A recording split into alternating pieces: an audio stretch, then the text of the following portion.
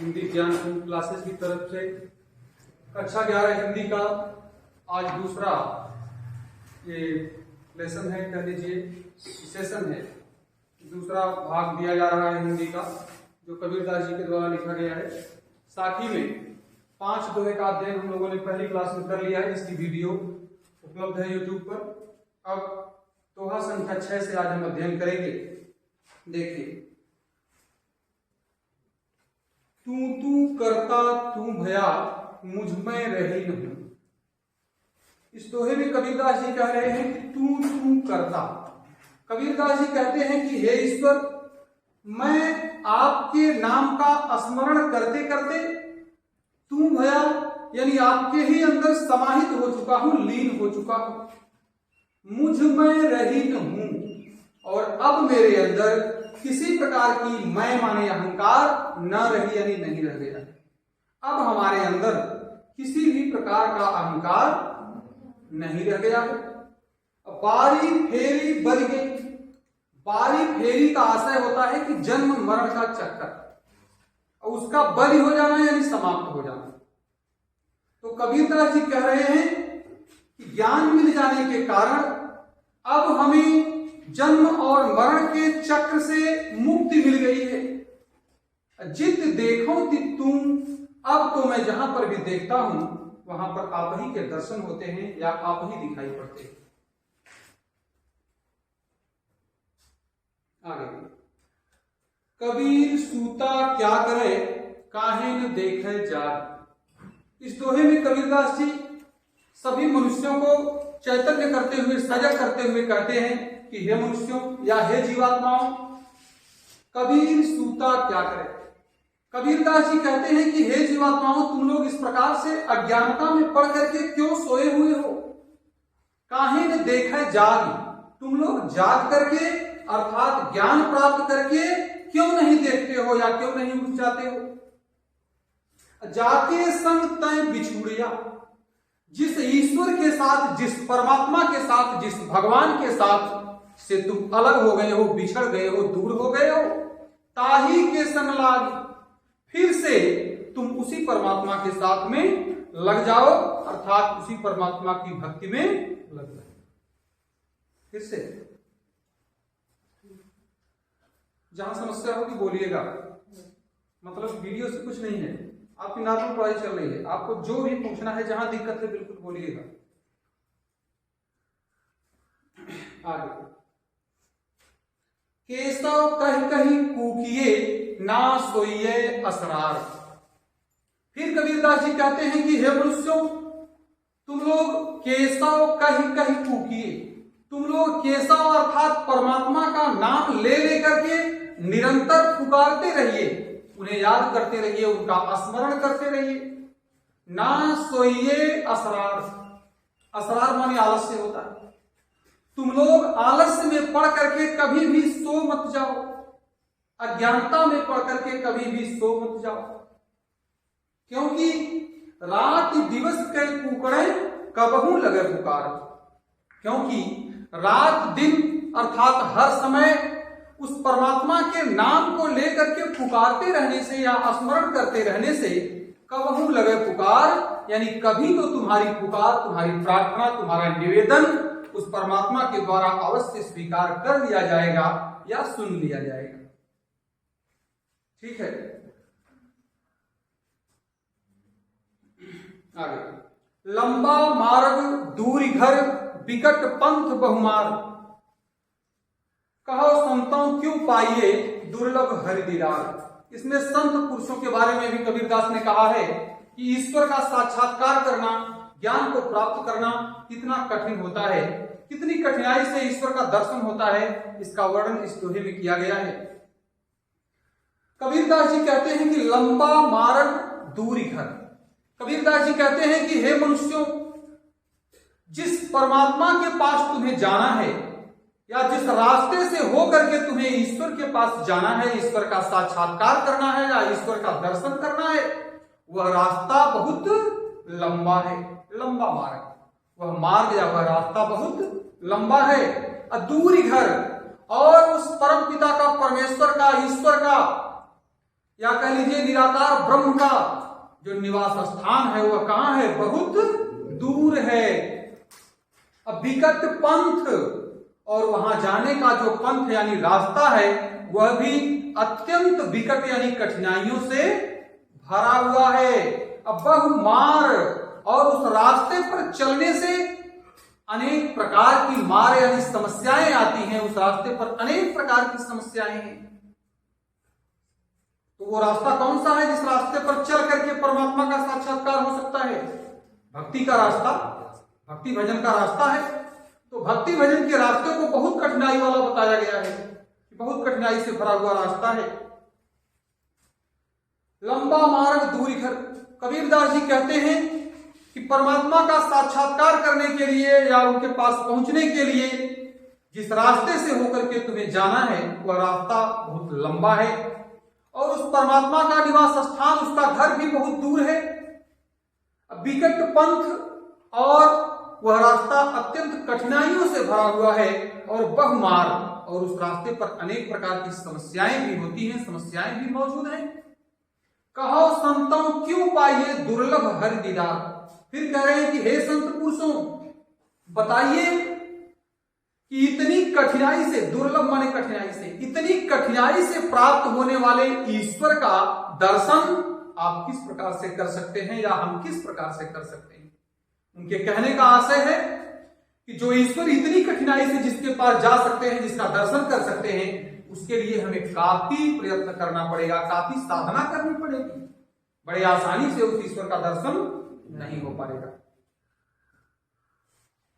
फिर देखिए अगले दोहे में कबीरदास जी कह रहे हैं कि यह तनु जालो मसी करो लिखो राम का नाम, लेखन करूं करंग की लिखी लिखी राम कथा। कबीरदास जी जीवात्मा से कह रहे हैं, या कह लीजिए कि कोई जीवात्मा कहती है कि यह तन जारो मसी करो, कि मैं अपने इस शरीर को जला करके इसे स्याही बना दूंगी। और निचली लाइन का अर्थ होगा फिर लेखन करूं करंग की, और मैं साधना की आग में तपा करके अपनी इन अस्थियों को कलम बना दूंगी। ये शरीर कैसे तपेगा? साधारण आग में थोड़ी जला के उसकी स्याही बनाएगी और उसकी कलम बनाएगी जीवात्मा। किस आग में तपाएगी? साधना की आग में, तपस्या की आग में। ठीक है, इस सब व्याख्या में लिखना पड़ेगा आपको कि जीवात्मा कह रही है कि मैं साधना की आग में अपने आप को तपा करके, अपने शरीर को तपा करके या अपने शरीर को जला करके इसकी स्याही बना दूंगी और अपनी अस्थियों से लेखनी बना दूंगी, कलम बना दूंगी। और लिखो राम का नाम, और उस स्याही और कलम के द्वारा मैं उस परम ब्रह्म परमात्मा के नाम को लिख करके लिख लिख राम पठाऊं और फिर उसे उस परमात्मा के पास भेजूंगी। जीवात्मा कह रही है। फिर से फिर अगले दोहे में एक विरहिणी जीवात्मा है जो परमात्मा से बिल्कुल अलग हो चुकी है, और ये जीवात्मा जब इस संसार में आती है तो वो परमात्मा से दूर ही हो जाती है। उसका वास्तविक अंश, मुख्य अंश जो है वो परमात्मा में ही है। वहां से वो एक बूंद के रूप में निकल करके पृथ्वी पर आ जाती है, अथाह सागर तो परमात्मा ही है। तो जीवात्मा जब पृथ्वी पर आती है तो क्या कहती है?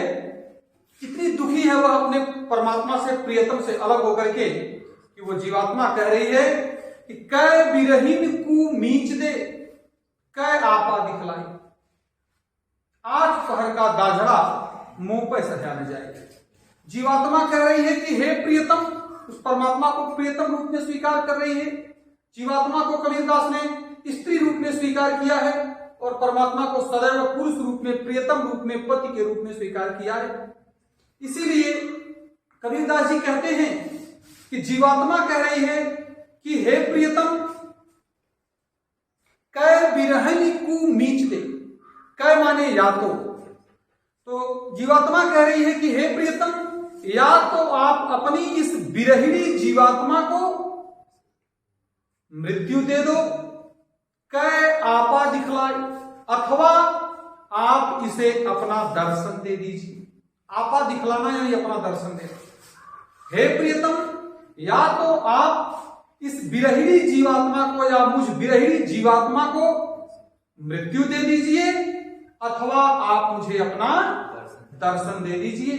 क्योंकि 8 पहर का दाझा, क्योंकि 8 पहर अर्थात 24 घंटे या रात दिन हर समय, कुछ भी कह सकते हैं, क्योंकि 24 घंटे या रात दिन हर समय साधना की आग में इस प्रकार से दाझड़ा माने जलना होता है। साधना की आग में जलना उसे दाझड़ा कहा गया है।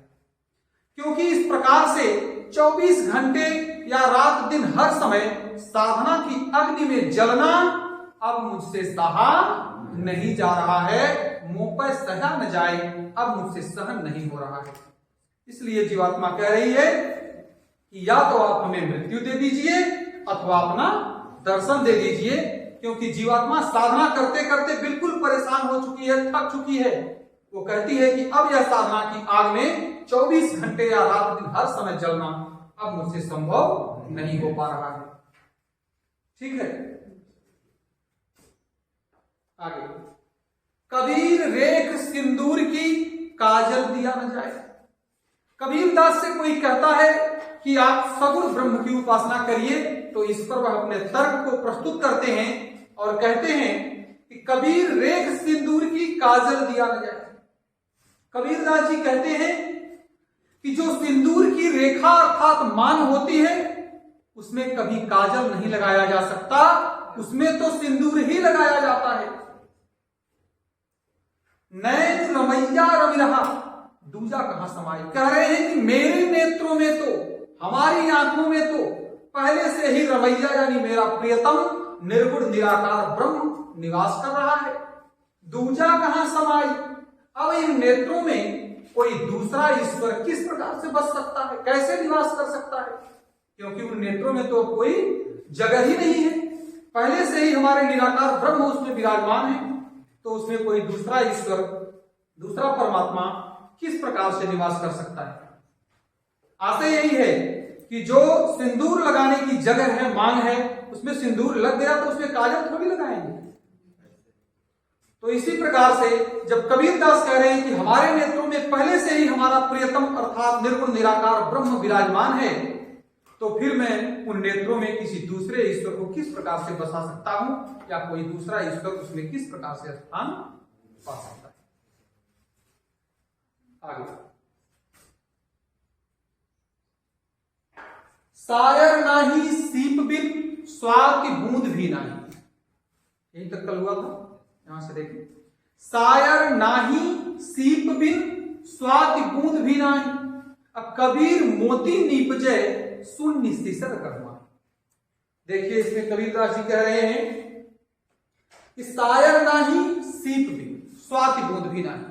एक कहावत है, पहले इस लोकोक्ति को, इस कहावत को आपको कहना पड़ेगा अर्थ पूरा करने के लिए शुरुआत में ही, कि यह एक कहावत है, किंवदंती है, मान्यता है कि सायर यानी सायर माने सागर, सायर का आशय यहां क्या है, सागर। कहा जाएगा कि यह एक मान्यता है कि सागर में स्थित सीप में, इस कहावत को सुनिएगा, इसका अर्थ उस किताब में नहीं है शब्द, ये अपने से कहना है, इसके बाद वो अर्थ शुरू होगा।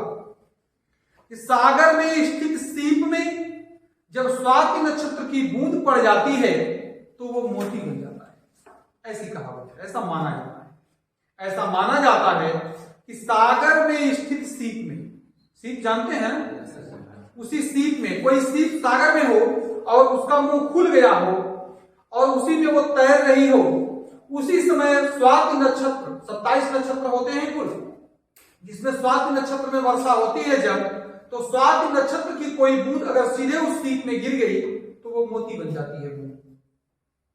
तो यही कहावत है, यही मान्यता है, इसी को पहले कहना पड़ेगा कि यह ऐसा माना जाता है कि सागर में स्थित सीप में जब स्वाति नक्षत्र की बूंद पड़ जाती है तो वो मोती बन जाती है। लेकिन कबीर दास जी क्या कह रहे हैं कि सायर नहीं, लेकिन यहां इस संसार में न तो कोई सागर है असीप बिन और न ही कोई सीप है, न तो कोई सागर है और न ही कोई सीप है, अस्वाति बूंद भी नहीं और न ही यहां स्वाति नक्षत्र की कोई बूंद है। ये तो संसार में कहा गया है कि सागर में स्थित सीप में जब स्वाति नक्षत्र की बूंद पड़ती है तो वो मोती बन जाती है। लेकिन यहां पर ज्ञान के क्षेत्र में बता रहे हैं क्या होता है कि यहां पर न तो सागर है और न तो सीप है और न स्वाति नक्षत्र की बूंद है, कुछ भी नहीं है। फिर भी क्या होता है यहां, कबीर मोती नीपजे शून्य सिसर गड़मान। कह रहे हैं फिर भी, कबीरदास जी कहते हैं कि फिर भी, यानी इन सबके न होने के बाद भी मोती नीपजे, नीपजे यानी उत्पन्न होता, फिर भी यहां पर मोती उत्पन्न होता है। कैसा? ज्ञान रूपी मोती। और कहां उत्पन्न होता है? शून्य सिसर गड़मान। शून्य सिसर गढ़ किसे कहा जाता है? वो ब्रह्मरंध्र होता है त्रिकुटी के स्थान पर। त्रिकुटी यहां जहां तीसरा नेत्र होता है वही ब्रह्मरंध्र है, जहां से ईश्वर का साक्षात्कार किया जाता है त्रिनेत्र से। ईश्वर का दर्शन इस नेत्र से तो होता नहीं, त्रिनेत्र से ही होता है ना। जो लोग भी दर्शन कर पाते हैं, सन्यासी हैं, यति हैं, साधु हैं, वो लोग जो अच्छे तपस्वी हैं, वो लोग साक्षात्कार अगर करते भी हैं तो किससे करते हैं? त्रिनेत्र से करते हैं। इस नेत्र से नहीं दर्शन होता आंख खोल के। तो उसी त्रिनेत्र की जगह को ब्रह्मरंध्र कहा जाता है, उसी को शून्य सिसर गढ़ कहा गया। अब बता रहे हैं कबीरदास जी की कबीर मोती नीपजे शून्य सिसर गढ़। कबीरदास जी कहते हैं कि लेकिन यहां पर अर्थात शून्य सिसर गढ़ में, या कह लीजिए सीधे ब्रह्मरंध्र में, लेकिन यहां पर अर्थात ब्रह्मरंध्र में ज्ञान रूपी मोती नीपजे माने उत्पन्न होता है। इसे देख लेते हैं इसको। कबीरदास जी कहते हैं जिस प्रकार से सागर में स्थित सीप में स्वाति नक्षत्र की बूंद पड़ने से मोती बन जाता है, लेकिन इस ज्ञान के क्षेत्र में, साधना के क्षेत्र में न तो सागर है, न सीप है और न ही स्वाति नक्षत्र की कोई बूंद है। फिर भी यहां शून्य सिसर गढ़ अर्थात ब्रह्मरंध्र में ज्ञान रूपी मोती उत्पन्न होता है। वहां तो सब कुछ होने पे मोती उत्पन्न होता है, लेकिन यहां कुछ नहीं है, फिर भी ब्रह्मरंध्र में ज्ञान रूपी मोती उत्पन्न होता है। ठीक है, रूपक अलंकार का प्रयोग है, आगे देखेंगे। पाणी ही तय हिम भया, बहुत ही अच्छा दोहा है, कई जगह पे इसका प्रयोग मिलता है। कबीर जो अद्वैतवादी हैं, अद्वैतवाद का जो प्रवर्तन किया उन्होंने, उसकी थोड़ी सी झलक इस दोहे में भी आती है। कहे हैं कि पाणी ही तय हिम भया, अहिम हो गया बिलाई, जो कुछ था सोई भया, अब कुछ कहा न जाए। कबीरदास जी कहते हैं कि पाणी ही तय हिम भया, पानी यानी पानी होता है, पानी ही जम करके हिम भया यानी बर्फ बन जाता है।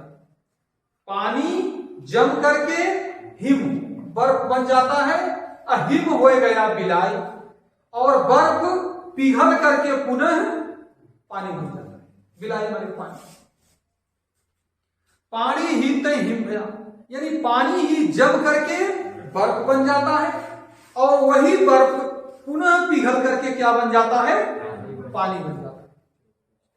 फिर कह रहे हैं कि जो कुछ था सोई भया, यानी वह पानी जो रहता है पुनः उसी रूप में आ जाता है। जो कुछ था सोई भया, वह पानी जिस अवस्था में होता है पुनः वह उसी अवस्था में आ जाता है।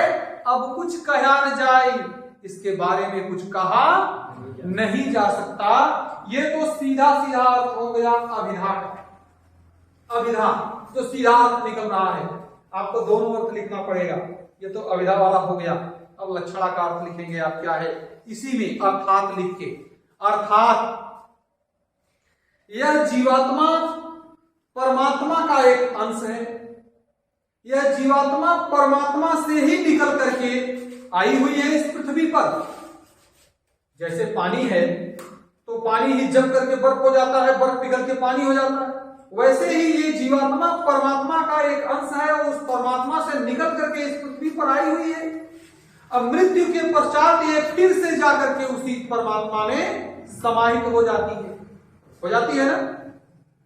तो कहने का आशय है कि ये जीवात्मा भी जो थी फिर से वही हो गई ना, उसी परमात्मा का अंश थी, उसी में थी, उसी से निकल करके इस पृथ्वी पर आई और कुछ दिन जीवन चक्र पूरा करने के बाद जब मृत्यु हुई इंसान की, कहने की मृत्यु जिसे माना जाता है, कहा जाता है, उसके पश्चात वो जीवात्मा फिर से जाकर के उसी परमात्मा में मिल गई। तो पानी वाली बात हुई ना, जैसे पानी दूसरे रूप में गया फिर वापस उसी में आ गया, ठीक उसी प्रकार से जीवात्मा भी उस परमात्मा से निकल करके अपने अलग अस्तित्व में आई और फिर मृत्यु के पश्चात फिर से वो जाकर के अपने उसी अस्तित्व में, उसी अंश में, परमात्मा के अंश में समाहित हो। ठीक है, इसके बारे में कुछ कहा नहीं जा सकता, या कह लेंगे आत्मा और परमात्मा के बारे में अधिक कुछ कहा नहीं जा सकता।